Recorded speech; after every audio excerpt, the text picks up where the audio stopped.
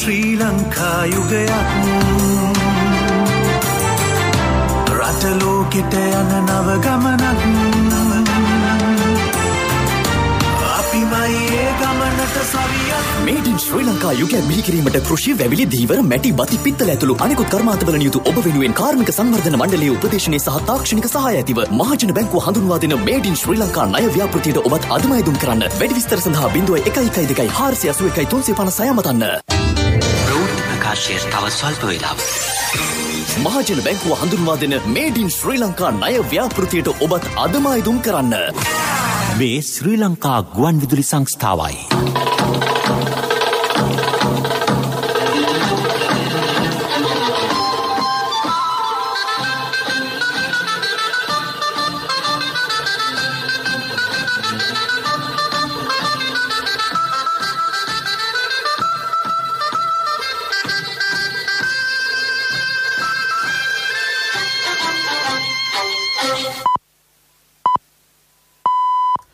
උදෑසන 6යි.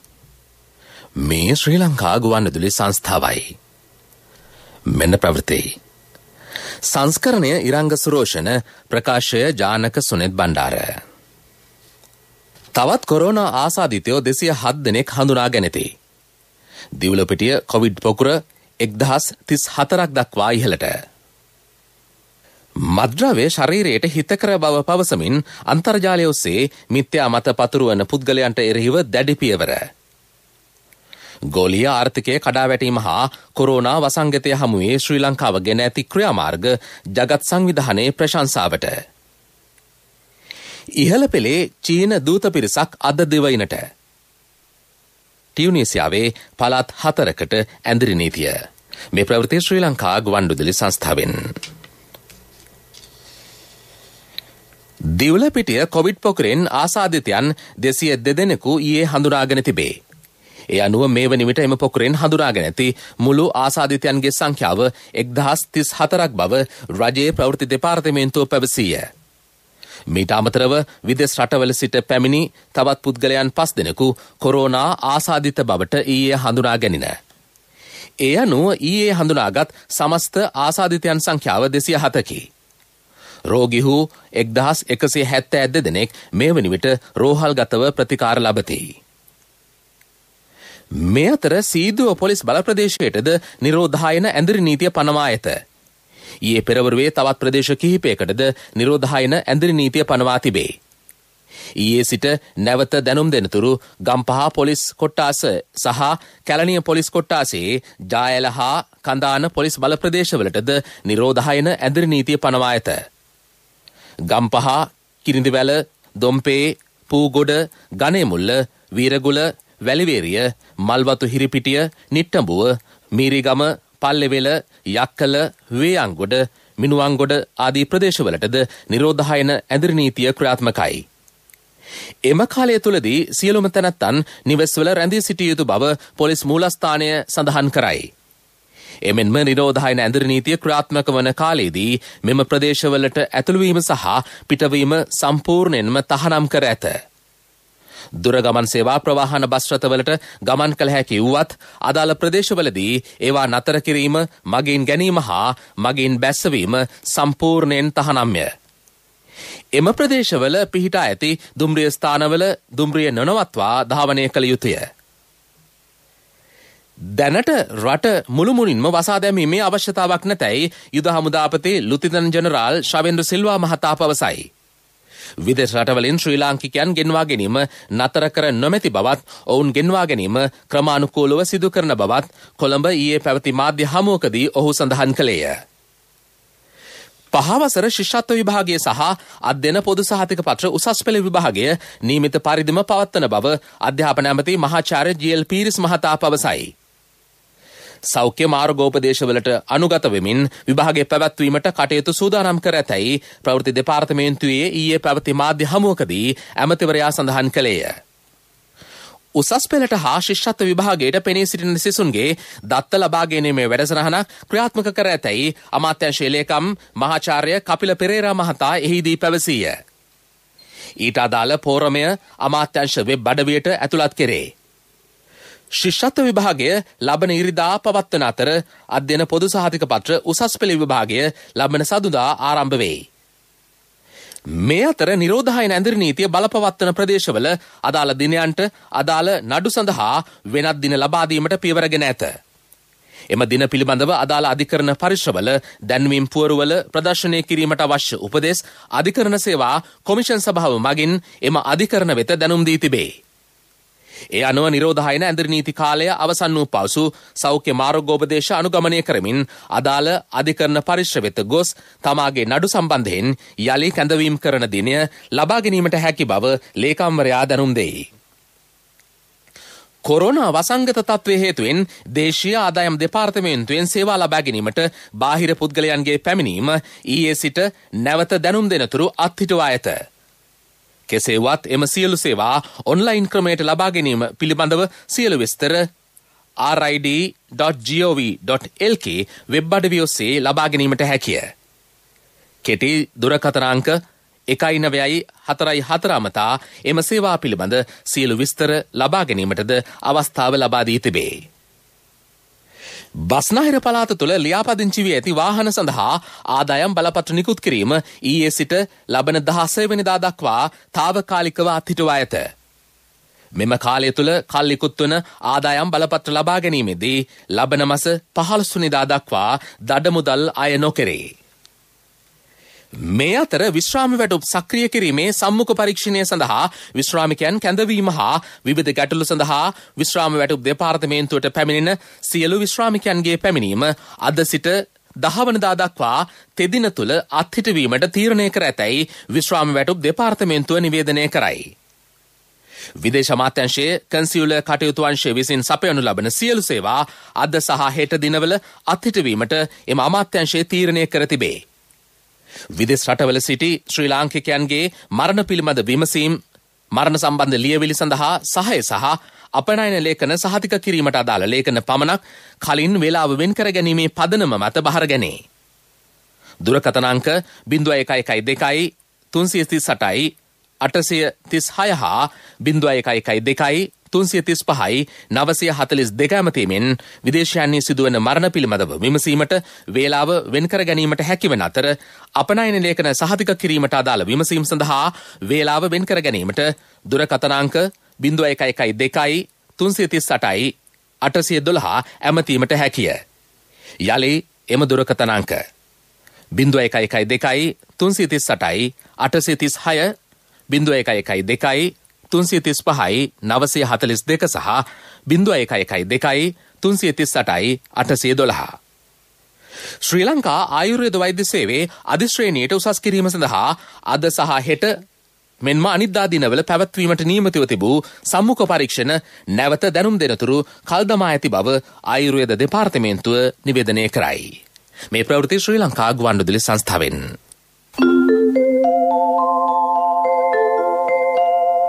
මහජන බැංකුව හඳුන්වා දෙන මේඩ් ඉන් ශ්‍රී ලංකා ණය ව්‍යාපෘතියට ඔබත් අදම අයදුම් කරන්න.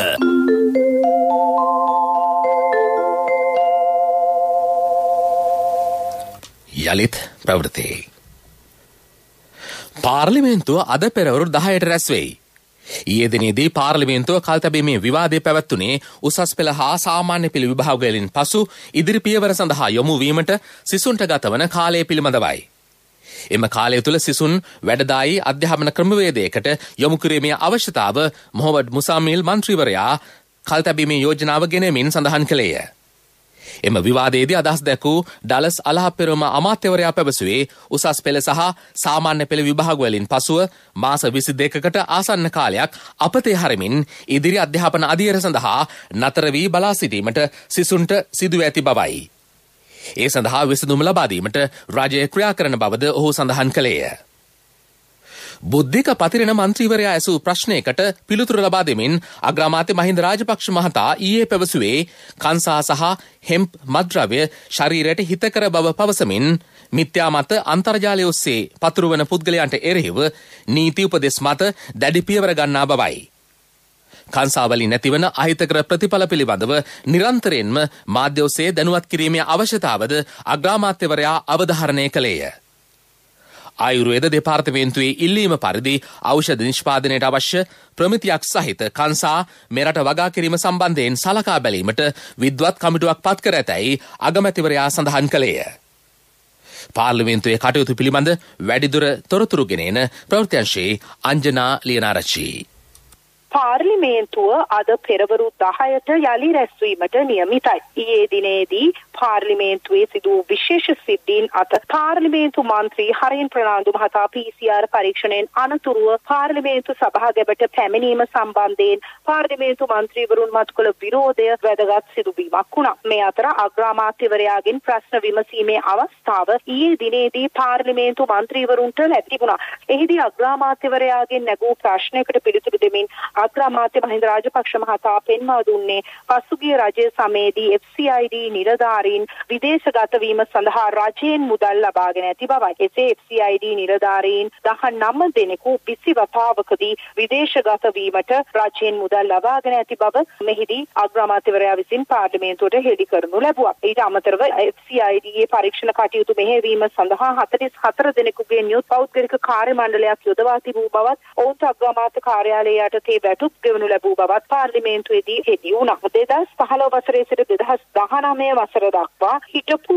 නිවාස අමාත්‍යවරයා තමන්ගේ පෞද්ගලික ප්‍රතිරූපය ගොඩනැගීම සඳහා පමණක් පුවත්පත් දැන්වීම් වලට රුපියල් මිලියන 45ක මුදලක් වැය කර ඇති බව පාර්ලිමේන්තුවේදී අනාවරණය වුණා. මේ සම්බන්ධයෙන් දැඩි පියවර ගන්නා ලෙසත් මෙසේ මුදල් වියදම් කොට දේශපාලනඥයින් සිදු කරන තම පෞද්ගලික ප්‍රතිරූපය ගොඩනංවා ගැනීමේ වැඩපිළිවෙල දැඩි පිළිකුලෙන් යුතුව හෙලා දැකිය යුතු බවත් මේ අවස්ථාවේදී මන්ත්‍රීවරුන් පාර්ලිමේන්තුවේදී අග්‍රාමාත්‍යවරයාගෙන් ඉල්ලීමක් කරනු ලැබුවා. පවිත්‍රවන්‍ය රාජ්‍ය අමාත්‍යවරිය ඊයේ දිනේ පාර්ලිමේන්තුවේදී සඳහන් කර සිටියේ රටේ දැනට ක්‍රියාත්මක කොරෝනා පොකුර පාලනය කිරීම සහ ඔවුන්ගේ තොරතුරු ලබා ගැනීමෙන් එම පොකුරට අයත් නියැදිය හඳුනා ගැනීමට මේ වන විට කඩිනම් පරීක්ෂණ සිදු කරන බවත් අවශ්‍ය සියලු පියවර ජනතාව වෙනුවෙන් ගැනීමට රාජ්‍යය කැපවී ක්‍රියා කරන බවත් මේ වන විට නෙවිල් ප්‍රනාන්දු රෝහලා කොරෝනා රෝගීන්ගේ ප්‍රතිකාර සඳහා වෙන් කර ඇති බවයි අමාත්‍යවරිය ඊයේ දිනේදී පාර්ලිමේන්තුවේ සඳහන් කර සිටියේ. අද දිනේත් පාර්ලිමේන්තුවේ තොරතුරු පිළිබඳව වැඩිදුරටත් විස්තර ගැනීමට අපි සූදානම්. මම අංජනා ලියනාරච්චි වන්විදුලි සංස්ථාවේ ප්‍රවෘත්තිංශය වෙනුවෙන්.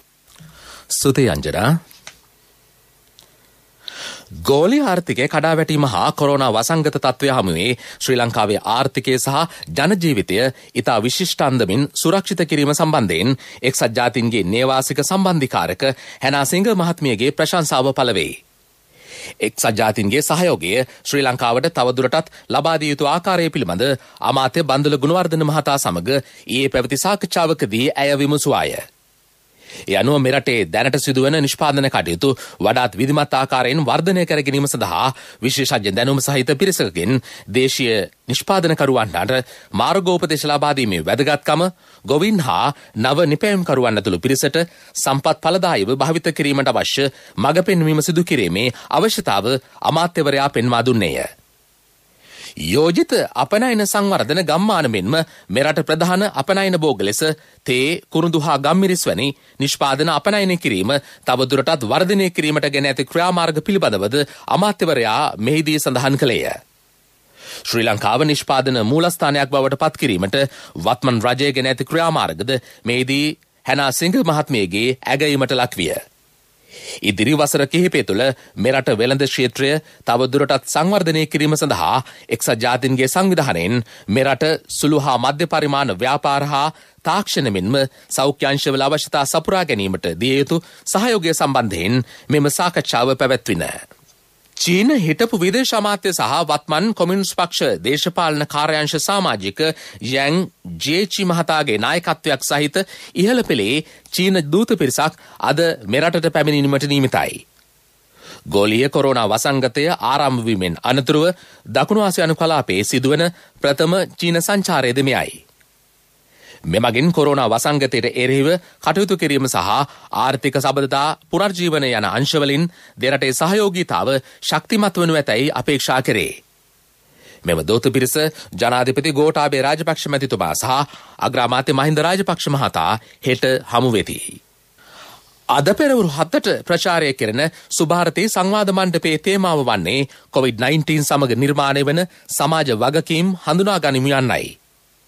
මහාචාර්ය මයුර සමරකෝන්, විශේෂඥ මනෝවෛද්‍ය නීල් ප්‍රනාන්දු හා විශේෂඥ ප්‍රජා වෛද්‍ය ශිරෝමී මාදුවගේ යන මහත්මීන් මීට සහභාගී වන අතර යුද හමුදාපති ලුතිතන් ජෙනරාල් ශබේන්ද්‍ර සිල්වා මහතා හා සෞඛ්‍ය අමාත්‍ය පවිත්‍රා වන්‍යාරච්චි මහත්මිය දුරකථනයෙන් සම්බන්ධ වනු ඇත. මීළඟට ප්‍රමුඛ පුවත. කෘෂි වැවිලි දීවර මැටි බතික් පිත්තල ඇතුළු අනෙකුත් කර්මාන්තවල නියුතු ඔබ වෙනුවෙන් මහජන බැංකුව හඳුන්වා දෙන මේඩ් ඉන් ශ්‍රී ලංකා ණය ව්‍යාපෘතියට අදම අයදුම් කරන්න. වැඩි විස්තර 0112 481 356. ප්‍රමුඛ පුවත ඔබ වෙත ගෙනෙන්නේ සිද්ධාලේප ලක්ප්‍රියාව. මද්‍රව නිවාරණ පනත යටතේ පසුගිය ජනවාරි මාසයේ සිට මේ දක්වා මඩකලපුව දිස්ත්‍රික්කයේ පුද්ගලයන් 488 දෙනෙකුට එරෙහිව නෛතික පියවර ගෙන තිබේ.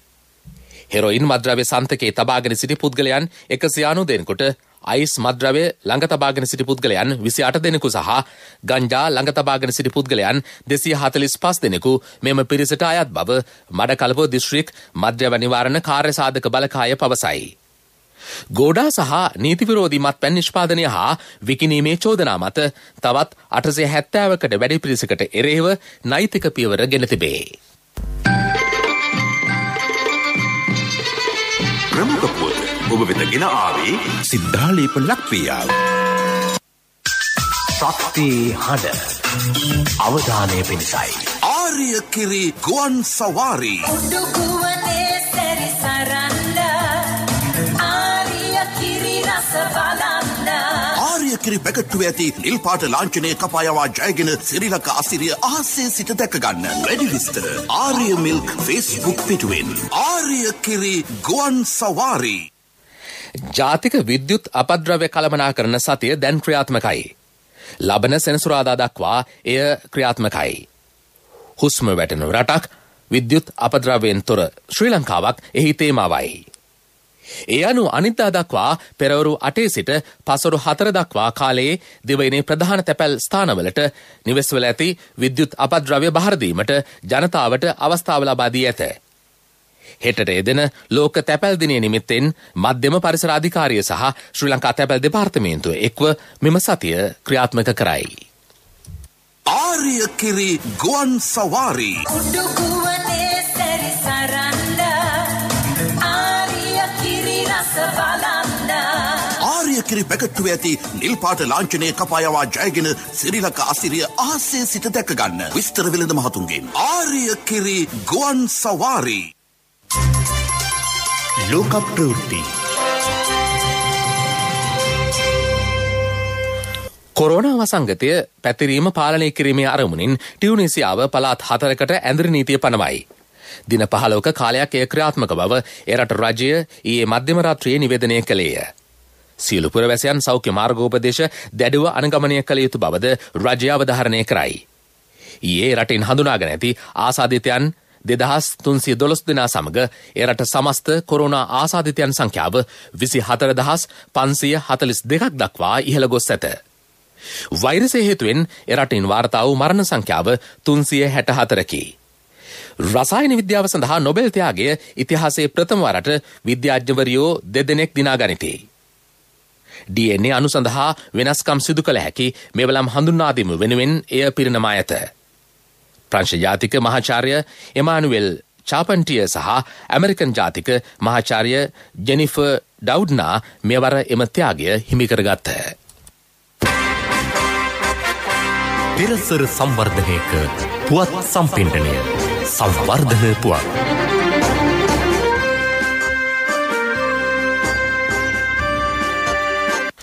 හම්බන්තොට දිස්ත්‍රික්කයේ ගෙවතු මට්ටමින් කහ සහ ඉඟුරු වගා කෙරේ. ගොවිජන සංවර්ධන දෙපාර්තමේන්තුව දිස්ත්‍රික්කය පුරා පවත්වාගෙන යන කාන්තා ගෙවතු වගා බිම්වල ඒවා වගා කිරීමට විධිවිධාන යොදා තිබේ. දිස්ත්‍රික්කයේ ගොවිජන සංවර්ධන කොට්ටාස 17ක කාන්තා ගෙවතු 30000ක් මේ වන විට සාර්ථකව පවත්වාගෙන යයි. ක්‍රීඩා පුවත් ඔබ වෙත ගෙන එන්නේ මංචි චොක්ලට් ක්‍රීම් බිස්කට්. දැන් අලුත් ඇසුරුමකි. මංචි චොක්ලට් ක්‍රීම් බිස්කට් හැම කටකම චොක්ලට්. සිම්බාබ්වේ කණ්ඩායමෙන් පාකිස්තාන සංචාරයට පෙර දෙරටේ ආරක්ෂාව පිළිබඳව සොයා බැලීමට සිම්බාබ්වේ ක්‍රිකට් පාලක මණ්ඩලය තීරණය කර ඇත. ඒ සඳහා නිලධාරීන් 5 දෙනෙකුගෙන් යුත් දූත පිරිසක් ළඟදීම පාකිස්තානයට පැමිණීමට අපේක්ෂිතයි. තරගාවලියට එක් දින තරග 6ක් ඇතුළත් වේ. රාවන්පින්ඩි, කරච්චි, ලාහෝර යන නගරවල තරග පැවැත්වීමට අපේක්ෂා කරයි. සංචාරය ලබන 30 වෙනිදා මුල්ටාන්හිදී පවත්වන තරගයෙන් ආරම්භ වීමට අපේක්ෂිතයි. ඊළඟ ප්‍රශ්නය. පන්තියක සිසුන් අතරින් නිමල්ගේ කටේ චොක්ලට් තිබේ නම්, රුවන්ගේ කටේද චොක්ලට් තිබේ නම්, අසංකගේද, රුවන්තිගේද, සමින්දගේද, අශාන්ගේද, ගියාන්ගේද, මලිත්ගේද හැම කටකම චොක්ලට් නම් මගේ කටේ චොක්ලට් නැත්තේ ඇයි ළමයි? ඇයි? සර් ඉතින් ඉල්ලුවේ නෑනේ. මේ මංචි චොක්ලට් බිස්කට් අලුත් එක. නියම කොකෝවා වැඩිපුර දාපු චොක්ලට් රස උපරිමෙන් වැඩි කරපු මංචි චොක්ලට් ක්‍රීම් බිස්කට් දැන් අලුත් ඇසුරුමකින්. මංචි චොක්ලට් ක්‍රීම් බිස්කට් හැම කටකම චොක්ලට්. ව්‍යාපාරික පුවත් ඔබ වෙත ගෙන එන්නේ මෙවර ශිෂ්‍යත්ව විභාගයට මුහුණ දෙන හපන් ගිණුමක ඉතිරි කරන පුංචි හපනුන්ට වටිනා ප්‍රශ්නෝත්තර පොතක් ජාතික ඉතිරි කිරීමේ බැංකුවේ හපන් ගිණුමෙන් 38 වන වරටත් පවත්වන ජාතික තොරතුරු තාක්ෂණ සමුළුව ලබන 14-15 යන දිනවලදී ශැන්ග්‍රිලා හෝටලෙදී පැවැත්වේ. ශ්‍රී ලංකා පරිගණක සමාජය මෙය සංවිධානය කරයි. අගමැති මහින්ද රාජපක්ෂ මහතා ප්‍රධාන ආරාධිතයා ලෙස එක්වීමට නියමිතයි. ඉදිරි වසර කිහිපයේදී ශ්‍රී ලංකාව ඩිජිටල් තාක්ෂණයෙන් බලගැන්වීම පිළිබඳව මෙහිදී ප්‍රධාන වශයෙන් අවධානය යොමු කෙරේ. ව්‍යාපාරික පුවත් ඔබ වෙත ගෙන ආවේ මෙවර ශිෂ්‍යත්ව විභාගයට මුහුණ දෙන හපන් ගිණුමක ඉතිරි කරන පුංචි හපනුන්ට වටිනා ප්‍රශ්නෝත්තර පොතක් ජාතික ඉතිරි කිරීමේ බැංකුවේ හපන් ගිණුමෙන්. එමින්ම ශිෂ්‍යත්වයේ සමත්වන සියලුම හපන් ගිණුම් හිමියන්ට ශාඛා මට්ටමින් තෑගි. වැඩි විස්තර සඳහා ළඟම ජාතික ඉතිරි කිරීමේ බැංකු ශාඛාව වෙත පිය නගන්න. ඉතිරි කරමු, ලොවම දිනමු, පුංචි පහේ හපනෙක් වෙමු.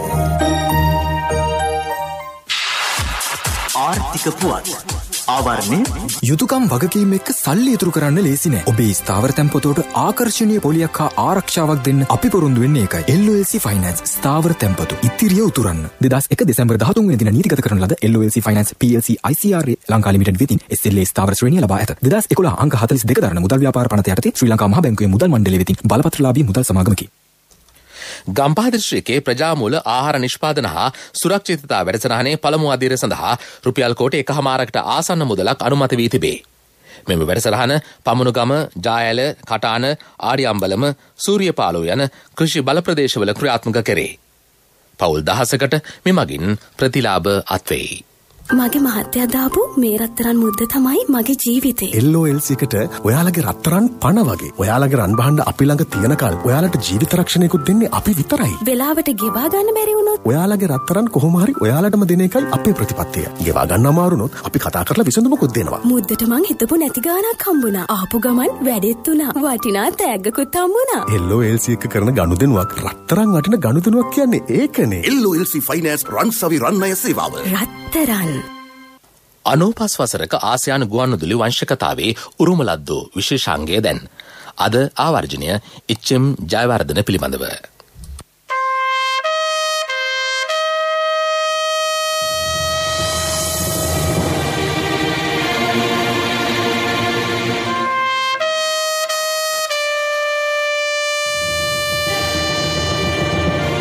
පස් වසරක අභිමාන ආසියානු ගුවන්විදුලි වංශකතාවේ උරුම ලද්දු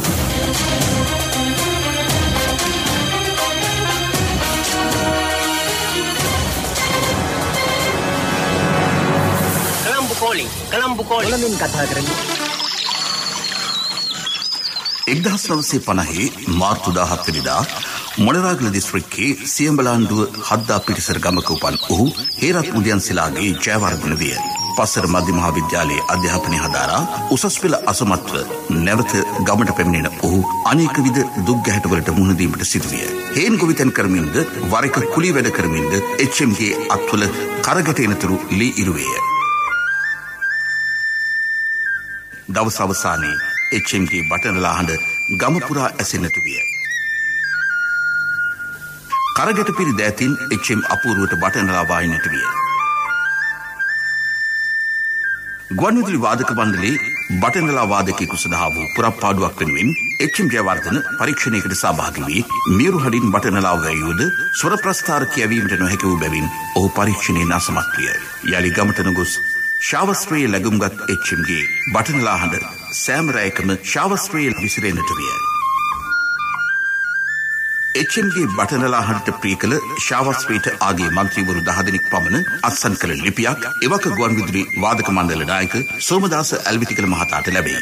මේ අතර WD අමරදේවයන් සොයා යන එච්චම් පැය 2-3ක් වැනි සුළු කාලයක් තුළ ස්වර ප්‍රස්ථාර කියවීමටද ඉගෙන ගත්තේය. අනතුරුව ගුවන්විදුලි වාදක මණ්ඩලයේ බටනලා වාදකයෙකු ලෙස එකතු වෙන එච්චම් සංගීතයේ විවිධ ඉසව් අතික්‍රමණය කළේය. ඔහුගේ පළමු තනු නිර්මාණය සිදුවන්නේ මාල්නි බුලත් සිංහල වෙනුවෙන්ය. රජ මෙදුරක ඉපදී හිටියානම් නුඹත් රජෙකි පුතුනේ. හෘදයාංගම ගීතනු රචනා එච්චම්ගේ ස්වර රටා සමග මුසුව ගුවන්තලයට විසිරෙන්නට විය. සියල්ල ඉදිරි ගරා වැටුණදා ඇයතින් නොමරුණු මගේ මිනිස්කම්. මෝදුලේනි චිත්‍රපටය සඳහා 1982දී එච්චම්ට ලැබුණු ජනාධිපති සම්මානය ඔහු ප්‍රතික්ෂේප කරන්නේ එම වසරේම තිරගත වූ 3 වෙනි යාමේ චිත්‍රපටයේ ප්‍රේමසිරි හේමදාසයන්ගේ සංගීත නිර්මාණය තම නිර්මාණයට වඩා ප්‍රශස්ත මට්ටමක තිබූ බව පවසමි. මధుර ප්‍රේම කල්පනා ගිනේ විරහ වේදනා. තම දයාබර බිරිඳ මාලනි බුලත් සිංහල ප්‍රසංගයක් සඳහා ඇමරිකාවට ගොස් සිටියේදී සුනිල් සරත් පෙරේරා අලුත් පද රචනාවක් සමග එච්.එම්. සොයා පැමිණි. සුනිල් සරත්ගේ වචනවලට තනුව නිර්මාණය කරද්දී හිතට මොකක්ද අමුතු වේදනාවක් දැනුණා. ඒක විස්තර කරන්න අමාරුයි. එච්.එම්. පැවසුවේ එලෙසයි. ඇය යන්න ගියා මැකිලා වනසිරසක තුරු සෙවණැලි අතරේ ගී ගයමින් හිඳමාතුරුනේ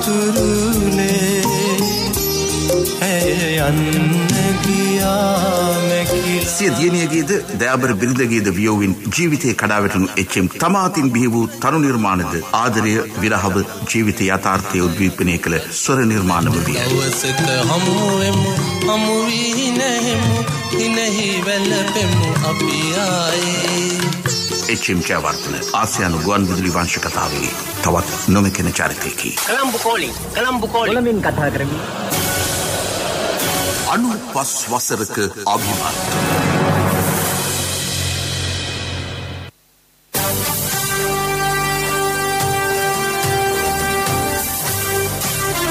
කාලගුණ වාර්තාව ඔබ වෙත ගෙන එන්නේ. CIB ජනජය වාසනා 15 වන අදියර ආරම්භුණා. සැප්තැම්බර් 14 සිට ඔක්තෝබර් 11 දක්වා රුපියල් 3000 වැඩි සෑම බිල් පතකටම ලක්ෂ ගණනින් තෑගි. අදම CIB එන්න. උතුරු මැද හා නැගෙනහිර ඌව සහ වයම පළාත්වල සවස් කාලයේ ගිගුරුම් සහිත වැසි ඇතිවීමේ වැඩි හැකියාවක් ඉදිරි දින කිහිපෙදී අපේක්ෂා කරන බව කාලගුණ විද්‍යා දෙපාර්තමේන්තුව පවසයි. උතුරු මැද නැගෙනහිර ඌව සහ වයම පළාත්වල සවස් කාලයේ හෝ රාත්‍රී කාලයේ තැනින් තැන වැසි හෝ ගිගුරුම් සහිත වැසි ඇතිවෙයි. බස්නාහිර සබරගමු හා මධ්‍යම පළාත්වලත් ගාල්ල සහ මාතර දිස්ත්‍රික්කවලත් තැනින් තැන වැසි ඇතිවෙයි.